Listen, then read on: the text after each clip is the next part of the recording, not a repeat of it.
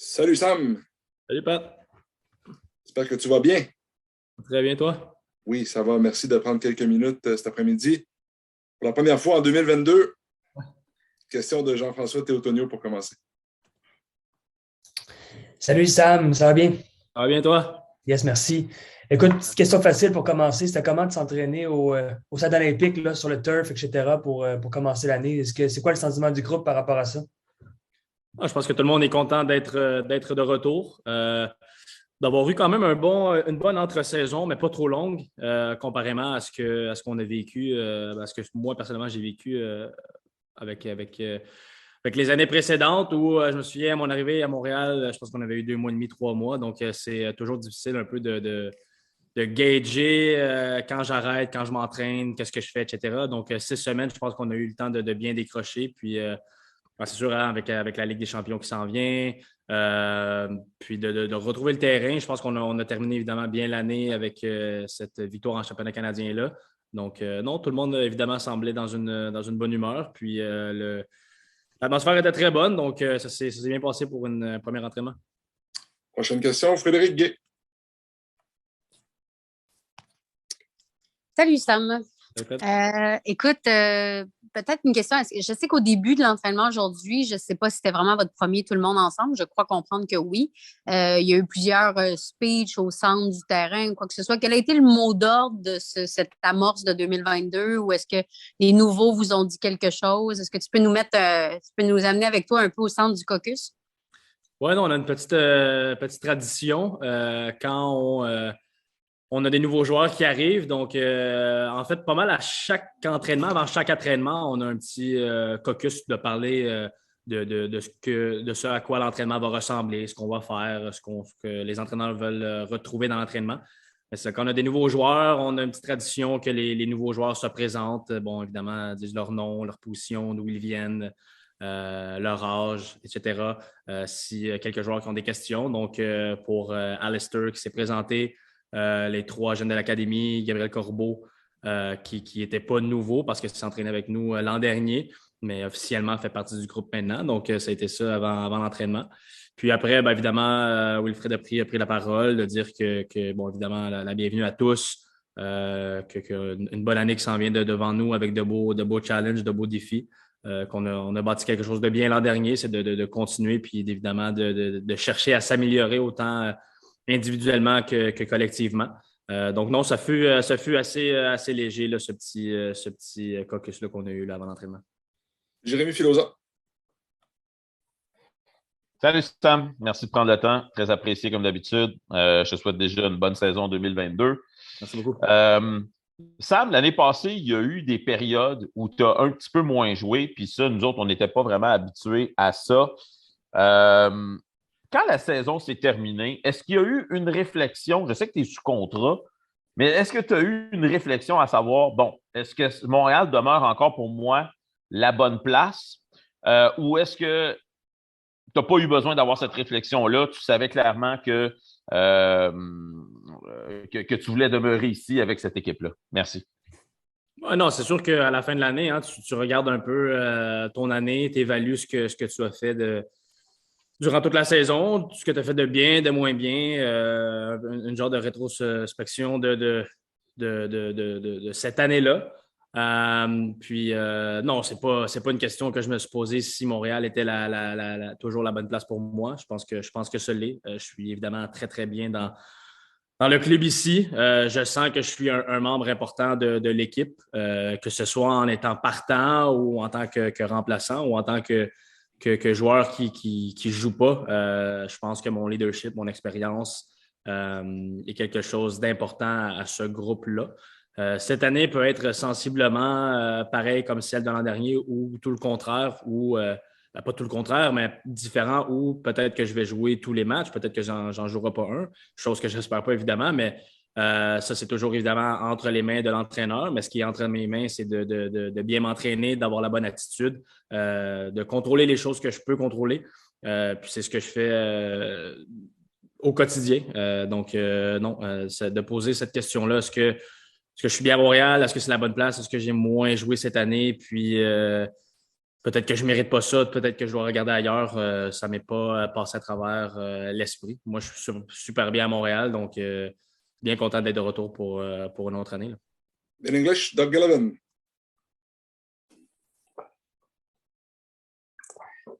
Hi, Sam. Bonne année. Thanks for taking the time. Of course. So it's a simple question with maybe a complicated answer. How or why is the team going to be better this season? Well, I think, we laid some really good foundation last year. It was the first season under Wilfred Nancy and his staff. Obviously we knew, a lot of the guys knew Wilfred as an assistant coach, but, he had a full season to teach us his style of play and how he wants his team to play. And I think we had some success last year under him. So I think, like I said, the foundations are good, and it's just to improve on what we did last year. We lost a couple of players, obviously, like Camacho, who had a really good season, but we got Alistair, who's an important member of the men's national team. Was doing really well with Nashville, so I think it's a really good take from the club, obviously. And I think the chemistry first and foremost was really good last year, and I think it's just gonna be better with time. The fact that we all know each other a lot better than last year.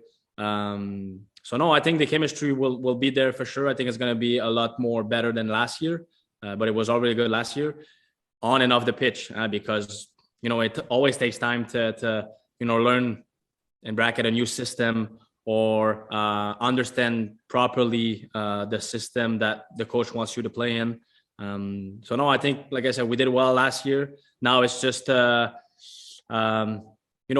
on the little things that we need to improve on. Is it set pieces? Is it concentration towards the end of the games? Little stuff like that. I think last year we dropped some points that we shouldn't be dropping normally. So, like I said, it's looking promising, and I'm super excited for this season. On poursuit avec Antonin Besnard. Salut Sam, ma question va un peu rejoindre la précédente, mais en français. Vous amorcez le camp d'entraînement avec déjà une familiarité entre les joueurs, avec le système, le coach, une continuité, ce qui n'a pas souvent été le cas dans les années précédentes. Oui. En ce sens, est-ce que les objectifs sont plus ambitieux cette année, vu qu'il y a déjà cette familiarité-là? Au niveau des objectifs concrets, je ne pense pas que les objectifs changent. Les objectifs auraient pu changer si on aurait fait les séries l'an dernier, puis on avait eu une petite run dans les séries. Peut-être que là, de se rendre en finale de l'Est, de faire les séries, puis de se rendre en finale de l'Est. Puis l'objectif cette année aurait été de faire les séries, évidemment, puis peut-être, pourquoi pas, de gagner la Coupe MLS. Je pense qu'en premier lieu, de dire qu'on veut gagner la Coupe MLS cette année, pas que c'est une mauvaise chose, mais je pense qu'en premier lieu, il faut tout simplement se concentrer pour faire les séries, en premier lieu. On a remporté le championnat canadien l'an dernier, chose qui est un objectif du club à chaque année. C'est la même chose pour cette année. Donc, non, au niveau concret, objectif, c'est encore les mêmes à chaque année, de faire les séries, de remporter le championnat canadien. Cette année, on a la chance, encore une fois, d'être en Ligue des champions. Pourquoi pas d'avoir une bonne séquence dans cette coupe-là, dans ce championnat-là, et de pouvoir surtout passer le premier tour. On sait le premier tour contre Santos Laguna va être assez difficile. Donc, je pense que c'est nos objectifs. Puis au niveau du jeu, en soi, d'offrir un beau jeu, un jeu qui est propre à notre style, chose qu'on a quand même bien fait l'an dernier. Donc, d'appliquer les consignes de Wilfred et son staff, de ne pas faire n'importe quoi pour aller chercher des résultats. Donc, comme je l'ai dit, avec les bonnes fondations qu'on a déjà, ça regarde bien, mais les objectifs restent les mêmes que ceux de l'an dernier parce qu'il y en a certains qui n'ont pas été atteints. Gavino De Falco. Merci beaucoup, Pat. En passant, Sam, bonne année. Merci. Sam, je voulais te parler un peu c'est sûr que c'est une grosse année pour le club et également pour le soccer canadien, mais ça a été quoi ta réaction lorsque tu as vu un peu le calendrier de la MLS qui est beaucoup mieux balancé que les années précédentes? On dirait pratiquement que c'est comme un calendrier européen, style un match par semaine. Merci. Oui, évidemment, en tant que joueur, je pense que c'est beaucoup mieux parce que ça te laisse plus de temps de récupérer. surtout avec les voyages qu'on peut avoir en MLS, de longs voyages, surtout sur la côte ouest. Ça te laisse moins de temps de récupérer. Donc, quand tu as plus de temps de récupérer, ton niveau de jeu individuel et collectif, évidemment, est beaucoup mieux. Donc, ça, c'est une bonne chose. Je pense que ça va se voir au niveau du niveau de jeu. Ça va être, par contre, oui, une année assez chargée, tu l'as dit, avec l'équipe nationale, 6 gros matchs qui nous restent avant la Coupe du Monde à la fin de l'année. Ça va être assez une année, surtout un début d'année assez rock'n'roll, je pense, parce qu'il y a la Ligue des champions, il y a l'équipe nationale, il y a la saison MLS qui commence. Après ça, quand les matchs de l'équipe nationale vont se terminer, si on se qualifie, il va-t-il avoir d'autres choses en juin? Donc, ça peut être une année assez chargée quand même, mais le fait que la saison régulière MLS soit un peu mieux balancée, mieux séparée, divisée plutôt, est une bonne chose pour nous, je pense, et pour le club, pour aller chercher évidemment des résultats positifs, là. On a 3 autres questions pour toi, Sam. Dave Lévesque. Salut Sam, je te pose pas une question nécessairement en foot, mais 15 Québécois sur 30 au camp d'entraînement, c'est un chiffre assez appréciable. Pensais-tu voir ça à Montréal un jour? Surtout quand tu étais plus jeune? Pas vraiment. Pour être honnête avec toi, c'est pas quelque chose que j'aurais pu imaginer. D'avoir une équipe ici à Montréal, en premier lieu en MLS, d'avoir autant de Canadiens, de Québécois. Je pense que c'est une très, très bonne chose. C'est une fierté, évidemment, surtout pour un Québécois comme moi qui vient de la place puis qui voit ses confrères québécois avec lui sur le terrain, au camp d'entraînement, de jeunes joueurs qui ont beaucoup à montrer, mais beaucoup à gagner. Donc non, je pense que c'est une belle chose, une belle philosophie d'avoir au niveau du club aussi, d'avoir des locaux qui représentent le club. Donc, évidemment, c'est quelque chose que je suis extrêmement fier de faire partie. Maintenant, j'ai aussi un rôle à jouer auprès de ces jeunes-là, ces jeunes, voire ces joueurs-là, parce qu'il y en a aussi des moins jeunes. Puis, c'est quelque chose que je vais prendre avec ce rôle-là, je vais le jouer avec une grande fierté, c'est sûr, parce que, comme j'ai dit, c'est quelque chose qui me rend fier d'avoir des joueurs d'ici qui jouent dans la ville d'ici. Et juste une petite précision sur ça, c'est 15 joueurs qui sont sous contrat, mais si on ajoute les 3 joueurs de l'Académie, il y en a 18 en ce moment avec le groupe Olivier Brett. Merci beaucoup, Pat. Bonne année, Sam. Content de te retrouver. Peut-être revenir un petit peu sur la prochaine année dont tu parlais. À court terme, contrairement aux Américains, l'équipe nationale du Canada a modifié sa préparation de janvier. C'est quoi les dernières mises à jour que tu as par rapport à ça? Puis, ne serait-ce qu'un feeling personnel, avez-vous l'impression que les matchs à la fin du mois contre le Honduras et les États-Unis sont en doute à ce stade-ci ou vous êtes convaincu que vous jouez? J'ai pas eu de mise à jour par rapport au match tel quel. C'est sûr que, bon, avec la situation, présentement, je ne connais pas la situation COVID au Honduras. Une discussion que je vais avoir avec Rommel, c'est bien que tu en parles. Mais je sais qu'au Canada en ce moment, même ici au Québec, il n'y a pas grand-chose qui se passe. Le match était à Hamilton. Je sais que le match était sold out. Je pense que la capacité en ce moment est de 1000 personnes. Est-ce que la situation en ce moment met en danger ces matchs-là? Je ne sais pas. Le camp est annulé, oui, je pense, pour des raisons de COVID. Est-ce qu'il y a d'autres raisons? Ça, je ne le sais pas. Mais moi, je me concentre tout simplement à être en forme pour être prêt pour ces matchs-là si je me fais appeler. Que je m'entraîne avec l'équipe nationale ou ici à Montréal, je pense que dans les premières semaines, l'objectif est toujours de te remettre en forme physiquement. Donc, ça aurait été du sensiblement pareil au niveau des entraînements avec l'équipe nationale ou ici. J'ai la chance, entre guillemets, de rester ici à Montréal, près de ma famille, puis de continuer à m'entraîner ici avec mon club. Donc, pas que je suis pas déçu que le camp soit annulé, mais les objectifs restaient les mêmes, de revenir en forme pour justement être prêt pour ces matchs-là.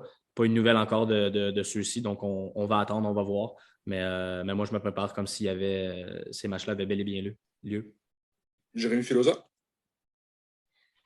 Ouais, deux petites questions, Sam. Juste peut-être ton niveau d'excitation à la possibilité de participer à la Coupe du Monde cette année en 2022. On est tous excités, on ne peut même pas s'imaginer comment vous devez vous sentir. Et peut-être juste un petit commentaire sur l'arrivée d'Alistair. Puis je pense qu'il nous avait dit que tu étais le premier à le texter quand la transaction est arrivée. Juste nous parler un petit peu de son arrivée parce que je sais que vous êtes deux gars qui vous ont entendu quand même assez bien. Là. Merci. Oui, non, pour ta première question, évidemment, super excité. Hein? On ne met pas la charrue devant les bœufs, mais on sait que ça regarde bien, on est dans une bonne position. Je pense avec ce qu'on a fait jusqu'à présent avec l'équipe nationale dans l'Octogone, je pense qu'on a surpris beaucoup de personnes. On a pas tourné des regards, mais on a amené plutôt beaucoup de personnes à suivre maintenant le soccer au Canada, des gens qui étaient peut-être un peu moins intéressés, nous voient maintenant, voient nos succès, puis ont envie de nous suivre. Donc, on a peut-être un peu changé la perception du sport au pays. Maintenant, il reste encore un grand bout à faire. Puis, je pense que l'objectif principal de se qualifier pour la Coupe du Monde, c'est quelque chose qui excite autant les partisans que les joueurs qui en font partie. Donc, ça serait évidemment un rêve de petit gars réalisé de pouvoir participer à la Coupe du Monde. Hein. Je pense que tout le monde, tout joueur de foot rêve de ça. Puis non, d'avoir un coéquipier de l'équipe nationale maintenant ici avec moi, un autre plutôt, Alistair Johnston, c'est évidemment je suis évidemment très, très content de ça. C'est quelqu'un avec qui je m'entends très bien. C'est un de mes meilleurs amis en équipe nationale, sur le terrain, de la manière dont il joue, puis la connexion qu'on a ensemble. Puis hors du terrain, c'est quelqu'un avec qui je me tiens toujours. Là. Donc, de pouvoir l'avoir avec moi ici à tous les jours, de le côtoyer, je suis évidemment très, très content. Puis je suis surtout plutôt content pour le groupe parce que c'est un gars qui va amener malgré son jeune âge, son leadership, sa hargne de travail, son sérieux. Puis les jeunes vont avoir un autre modèle sur lequel ils peuvent se fier. Donc, non, c'est une très, très bonne chose pour moi qui adore ce gars-là, qui adore ce joueur-là, mais pour le groupe, je pense aussi. Donc, très heureux de l'avoir. Merci. Bon camp d'entraînement, Sam. Merci beaucoup.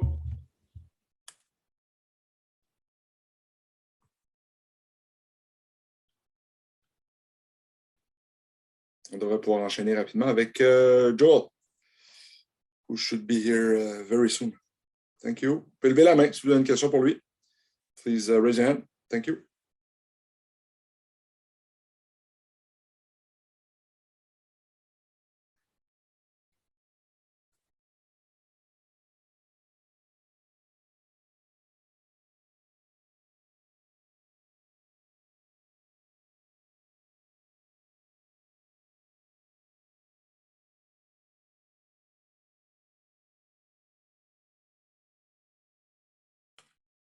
Et voilà, il s'amène à l'instant.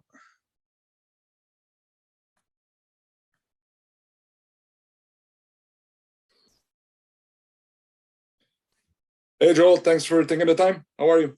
No problem, guys. How are you? Doing well, thanks.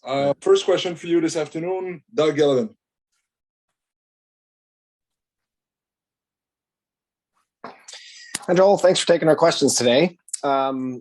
Why should fans be excited about what they're going to see this year from CF Montreal?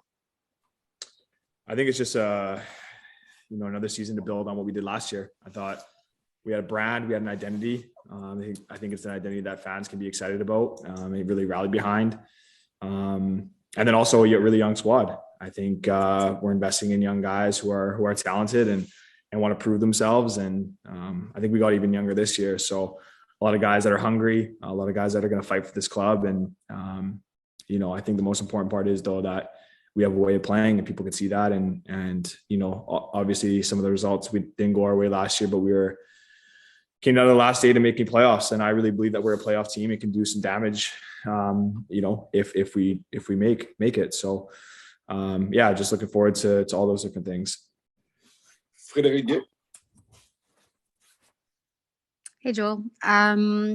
Obviously, last year there were so many unknown. Obviously, Thierry Henry left. We didn't know what to expect from Wilfred Nancy and everything. All the experts told that the CF Montreal was going to be one of the worst teams. How is your mindset coming into this camp, knowing what you know now about this team that you just mentioned?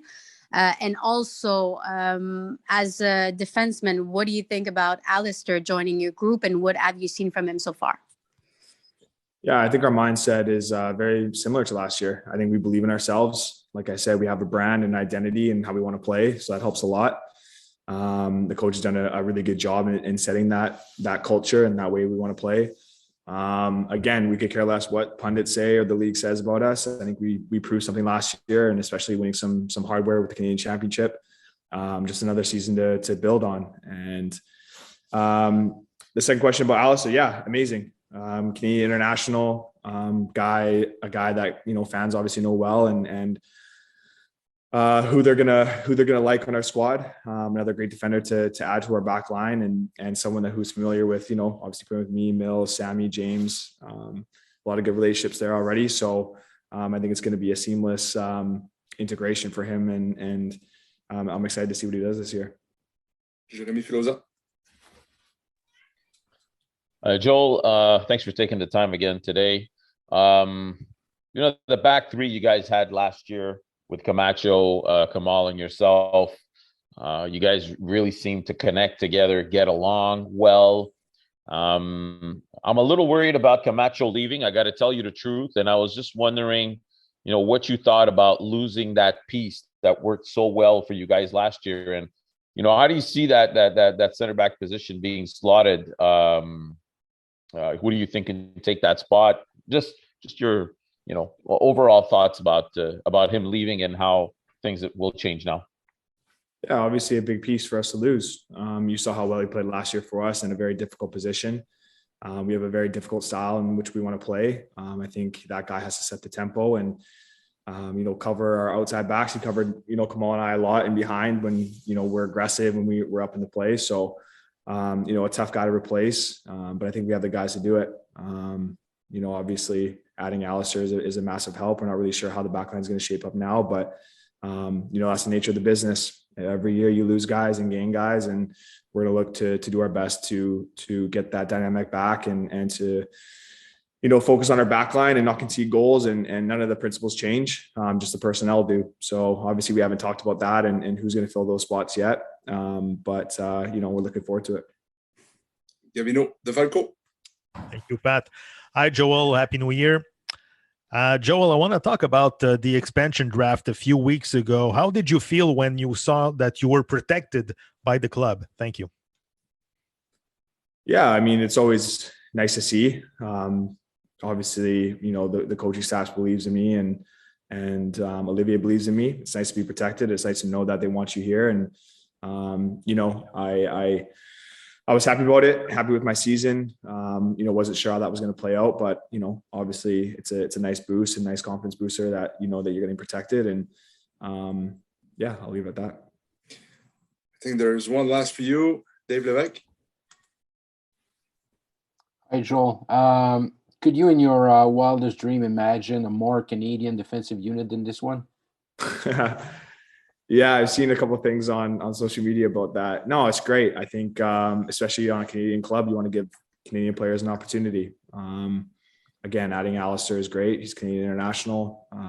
We got Zacho, myself, Mills, Matthew Choinière, guys that have grown up here and guys that are going to represent the club and our country well. So, it's going to be fun. It's going to be fun to keep growing those relationships with those guys and to have a Canadian backline. But obviously, we don't know how it's going to shape up yet. Everyone has an opportunity, and I'm just happy to be a part of it, and it's going to be a fun one.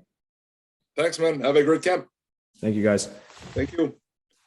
Voilà pour aujourd'hui. On va vous envoyer l'horaire des entraînements des jours à venir. Je peux tout de suite vous dire aussi que Wilfred Nancy va être disponible demain après-midi autour de la même heure. Donc, conférence vidéo avec le coach demain autour de 13h30. Mais on vous envoie l'avis officiel comme d'habitude. Merci tout le monde. À bientôt. Thank you.